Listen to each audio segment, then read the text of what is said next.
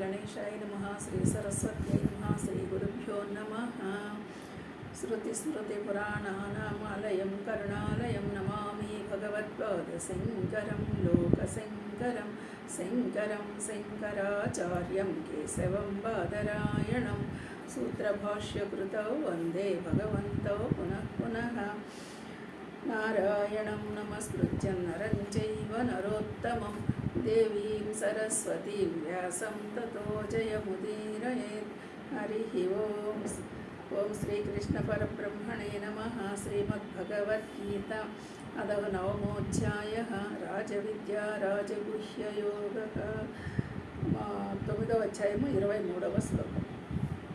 ये अप्यन्यदेवता भक्ता युजन्ते श्रद्धयान्विताः ते अपि मामेव कौन्तेय यज्यन्तविधिपूर्वकं। ये अपि अन्यदेवता भक्ताः यजन्ते श्रद्धया अन्विताः ते अपि माम् एव कौन्तेय यजन्ति అవిధిపూర్వకం చూడండి, క్రిందటి శ్లోకంలో మనకి యోగక్షేమాలు నేనే చూస్తానని చెప్పి భగవాన్ ఇందులో ఏం చెప్తున్నారు? కౌంతేయ అంటే ఓ కుంతీపుత్ర, అపి అంటే అయినప్పటికీ, సరే నేను యోగక్షేమాలు చూస్తాను, అయినప్పటికీ కూడా ఏ సైరం భక్త సకామ భక్తులు, ఎవరైతే సకామ భక్తులుగా ఉన్నారో, శ్రద్ధయాన్విత శ్రద్ధ గలవారయ్యి, అలాగే అన్య దేవత ఇతర దేవతలను యజంతే పూజింతురో తే అపి వారు కూడా మాం ఏవా నన్నే యజంతి పూజించుచున్నారు. అంటే కానీ వారి పూజలు చూడండి, ఇక్కడ అర్జున నేను మీ యోగక్షేమాలు చూస్తానని చెప్తూనే ఎవరైతే సకామ భక్తులు శ్రద్ధ గలవారై చేసేవాళ్ళు ఇతర దేవతలను పూజిస్తారో వారు కూడా నన్నే పూజిస్తున్నారు. అంటే ఎవరు ఏ దేవతను పూజించినా నన్ను పూజించినట్టే. అంటే అందరూ ఒక్కటే, పరమాత్మ ఒక్కడే అని చెప్పడం అన్నమాట. వారి పూజలు కూడా అవిధిపూర్వకం విద్యుక్తములు కానివి. అంటే చూడండి, ఎవరు నన్ను పూజించినా అవి విద్యుక్తములు కానివి. చూడండి, నన్ను కాకుండా వేరే వాళ్ళని ఎవరిని పూజించినా అవి విద్యుక్తం కావు అని చెప్తున్నారు. ఎందుకు ఇక్కడ ఇలా చెప్తున్నారు చూద్దాం. అంటే శ్రద్ధాన్వితులైన సకామ భక్తులు ఇతర దేవతలను పూజించినప్పటికీ వారు నన్ను పూజించినట్లే, కానీ వారి పూజలు అవిధిపూర్వకములైనవి, అనగా అజ్ఞానముతో కూడినవి.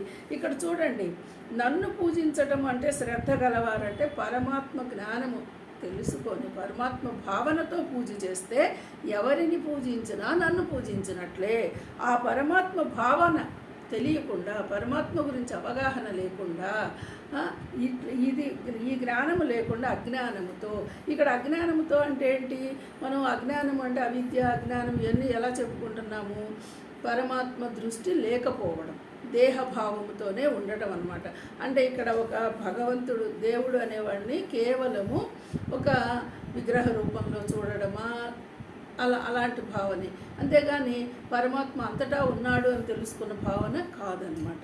అంతటా ఉన్నాడు అని తెలుసుకున్న భావనతో పూజ చేసినప్పుడు ఎవరికి చేసినా నాకు చేసినట్టే చెందుతుంది. ఎందుకంటే అందరిలో ఉన్నవాడిని నేనే కాబట్టి. అది తెలుసుకోకుండా అజ్ఞానంతో చేస్తే వాళ్ళు చేసినా కూడా అవి వ్యర్థములే అన్నమాటగా ఇక్కడ మనకి చెప్తున్నారనమాట. అజ్ఞానంతో కూడిన కాబట్టి విధిపూర్వకమైనవి కావు అని చెప్తున్నారు. అయితే అహం ఈ సర్వయజ్ఞానాం భోక్తా చ ప్రభురేవచ నతు మాం అభిజానంతి తత్వేనాశ్చయవంతి తే. అంటే ఇంకా నెక్స్ట్ ఏం చెప్తున్నారు? అహం ఈ సర్వజ్ఞానానాం భోక్తా చ ప్రభుః ఏవచ నతు మాం అభిజానంతి తత్వేన అతః చ్యవంతి తే.